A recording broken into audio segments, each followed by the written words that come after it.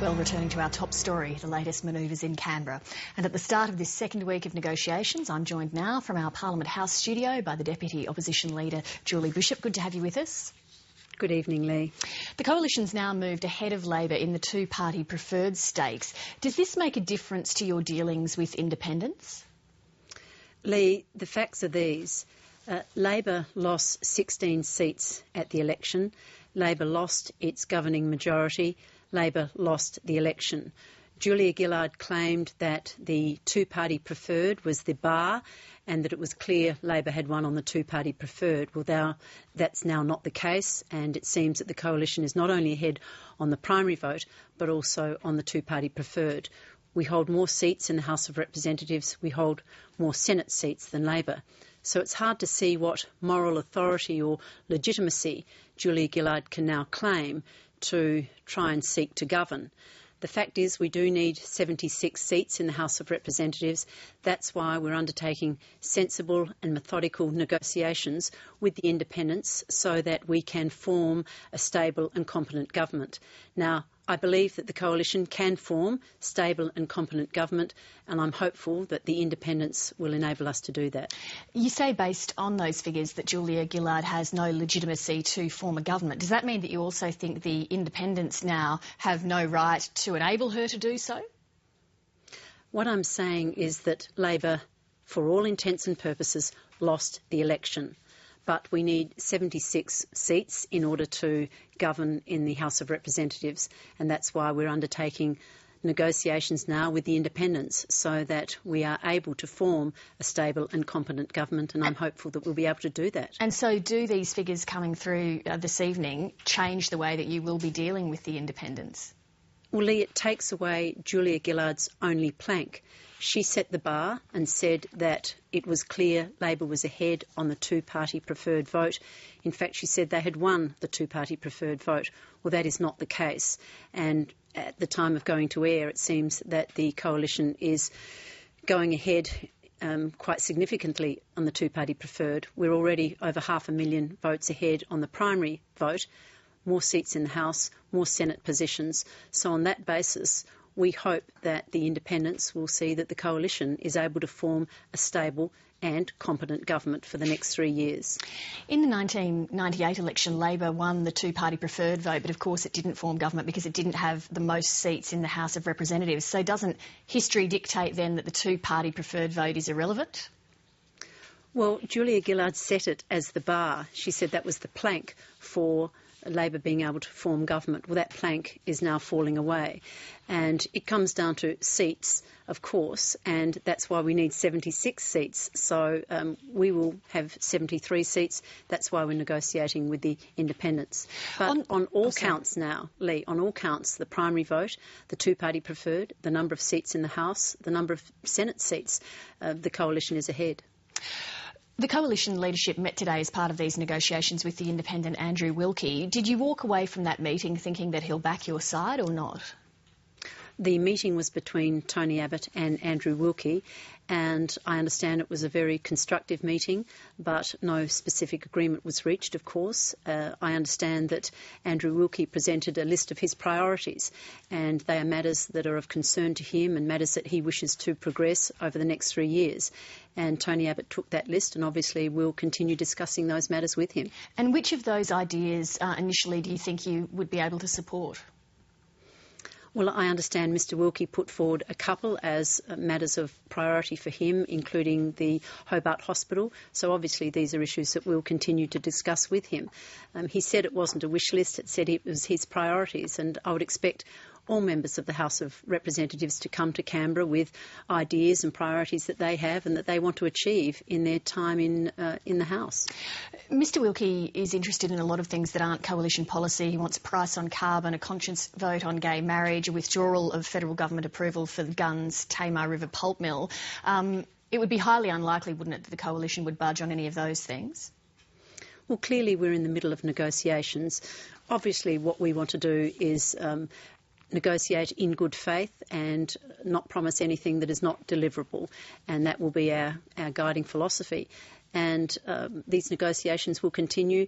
I understand that the three, if I can call them the three rural independence, will be meeting with a number of our shadow ministers over the next few days, as well as with government ministers. So there's quite a few meetings to go yet. In 2003, Andrew Wilkie, of course, famously blew the whistle on intelligence around the war in Iraq, and the Howard government attempted to publicly discredit him. Tony Abbott has apologised for that already to Mr Wilkie. Did that matter come up in the meeting today, do you know? No, I'm not aware of that. I do know, as is already public, that Tony Abbott did apologise to him for the circumstances surrounding that issue back then, and I understand Mr Wilkie accepted that. I am told that it was a very cordial, congenial meeting, as I would expect from Tony Abbott and from Mr Wilkie. If we can turn to the West Australian National, Tony Crook, what is the coalition leadership offering him to persuade him to function as part of your team? Well, Tony Crook is a Western Australian National, and I just point out that the Western Australian Liberal Party and the West Australian National Party are operating extremely well together in partnership in government at the state level, and that has been the case since 2008. So that's an example where the Liberal and National Party continue to work in partnership for stable, competent government. As I understand it, Tony Crook attended the National Party meeting here in Canberra today, and he will be fighting for issues for his electorate, and he's made that plain, and I respect him for that. Now, as to the arrangements with the National Party, well, that's a matter for Warren Truss and Tony Crook to discuss publicly, but as I understand it, he was at the meeting today. You're from WA as well, of course. Do you actually know him? Have you had any dealings with him previously? No, I don't know him. I've not met him, but he's certainly very well known and respected in Western Australia. He was the chair of the Royal Flying Doctor for a number of years, and so he's well known and respected figure from Western Australia. He says that he wants the coalition to endorse his $850 million plan. He wants that money to go every year to regional WA. Is that something that you can meet him on? Well, obviously we all want a better deal for regional Australia, and that includes regional Western Australia. That's part of coalition policy, a better deal for the bush. And so I'm sure that we're all on the same agenda when it comes to trying to get better services into regional Australia, including regional Western Australia. And if you're all on the same agenda, then why is there this confusion about whether or not he's going to be supporting your side? Well, I don't know that there's any confusion about some fundamental issues, particularly the mining tax. As I understand it, he will not be supporting a Labor government if it introduces a mining tax. Now, the mining tax was fundamental to Labor's election platform, and Mr Crook has made it clear that he would not support a Labor government that introduced a mining tax. So I think there are some clear agenda items upon which there is agreement. The Liberal Albie Schultz, though, has pointed out that Mr Crook relied on Labor preferences to wrest that seat away from Wilson Tuckey, and he said today, quote, "There's double standards with some of these people, and I've got no doubt that this bloke's going to be a problem." Is that a widespread view in the Liberal Party about Mr Crook? No, it's not. As I said, I haven't met him yet. I'm delighted to welcome him to Canberra. Always pleased to see somebody from the National Party, from the Liberal Party, from Western Australia. The Liberal and National Party have been the most successful political partnership in Australian history. I think for the last 60 years, the Liberal National Coalition have been in government for about 40 of those years. So we're an extremely successful partnership, and long may that be the case. Now, there can sometimes be disagreements between us. I think Warren Truss said that today. We're like a family, and it's a good analogy. But at the end of the day, we believe in some of the same fundamental issues. We have the same values and beliefs, and we've been a very successful political partnership, which I hope will continue into the future. Well, if it has been a successful partnership, if you do share a common agenda, if Mr Crook is opposed to the mining tax, which would mean he can't support Labor, then why hasn't he actually just come straight out and said, OK, I am a member of the coalition, I'm number 73 or number 74 for them? Well, in Western Australia, the National Party is not actually in coalition with the Liberal Party. They have formed an alliance and are governing very successfully as an alliance, but it's a different model from what we have in Canberra, where it is a coalition. Now, Mr Crook comes from the West Australian National Party, but I hope that in Canberra he will continue to represent his electorate, and it's a strong regional electorate from WA, and I'm sure he'll do a very good job at that. I mentioned Albie Schultz before in regards to Mr Crook. He's also rung Tony Windsor to give him a serve. Bill Heffernan has made an unwelcome call to Rob Oakeshot's home. What sort of warning has Tony Abbott delivered to coalition members about their conduct towards the independents? Well, I've spoken to both Bill Heffernan and Albie Schultz. In the case of Albie, he counts Tony Windsor as one of his friends. They've known each other for well over 20 years. They were in the New South Wales Parliament together. They now serve in the federal Parliament together. And Albie made a phone call. He says he didn't threaten anybody and absolutely denies that. And they've been friends for a long time. In the case of Bill, he assures me he was trying to be humorous. He assures me he didn't mean any harm and that he has apologised for any offence caused. The independents themselves have said that the phone calls are not helpful. I take them at their word. I hope that everybody else will. And I'm sure Tony Abbott has made that clear in conversations he has had with the individuals involved. So are you confident there won't be any more episodes of this nature? Well, we can't stop friends from contacting each other, but overall I think it's best if the negotiations are left to the leadership team, and over the next few days, as I said, there will be a number of meetings with our shadow ministers, and we hope that there will be some kind of conclusion sooner rather than later. Is it possible that ill-disciplined members of the coalition could cost you government? Well, we have a very different party approach than the Labor Party. We allow a very free discussion in our party rooms. We allow members to cross the floor without there being ramifications. I mean, that is a stark contrast with the Labor Party that has this Stalinist approach to anybody who speaks out of caucus. They're not allowed to cross the floor, otherwise they get expelled from the party. That's not the case in the Liberal Party or the National Party.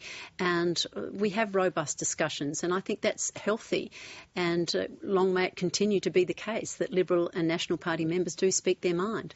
But nonetheless, in the past few days, we've had Albie Schultz, we've had Bill Heffernan, we had the election night sniping between Windsor and Joyce and Catter and Trust. We've got Mr Crook saying, we've got Mr Crook saying that he's not sure if he's not going to be just sitting on the crossbenches. We've got another National Senator, John Williams, feeling neglected. When you've got all of that going on, how can you persuade the independents and voters that you'll be able to deliver a stable government? Tony Abbott has, in the last 8 months, brought the coalition together, and we are a strong and united team. I think the contrast with Labor, though, is worth considering. And we've had not only the national president of the ALP and Anna Bligh taking a swipe at New South Wales and the machine men of New South Wales, and Christina Keneally taking a swipe back, and Bob Hawke blaming particular Labor members for failing the team, and then Carl Bittar and Mark Arbib having to defend their reputations, and the sniping goes on the Labor side. I mean, this is a party that knifed their own Prime Minister and essentially removed the right of the Australian people to judge his performance. Now, Julia Gillard, given the makeup of the Labor Party, can't guarantee that she'll be the leader of the Labor Party should the polls go against her. But at this time, sorry to interrupt, but at this time, it's not the Labor Party and Julia Gillard that are having to rein in rogue elements from trying to strong-arm independence. Well, I would have thought that some of the comments on election night from the Labor Party were pretty damning. But yes, there's a bit of conversation going on. But I think the independents have made it clear that it's not helpful. I take them at their word. I'm sure my colleagues will as well. And as I said, Tony Abbott has been an extremely collegial leader. He takes advice, he listens to people, and he will negotiate extremely effectively with the independents. I have no doubt at all. Julie Bishop, thank you very much for coming in tonight.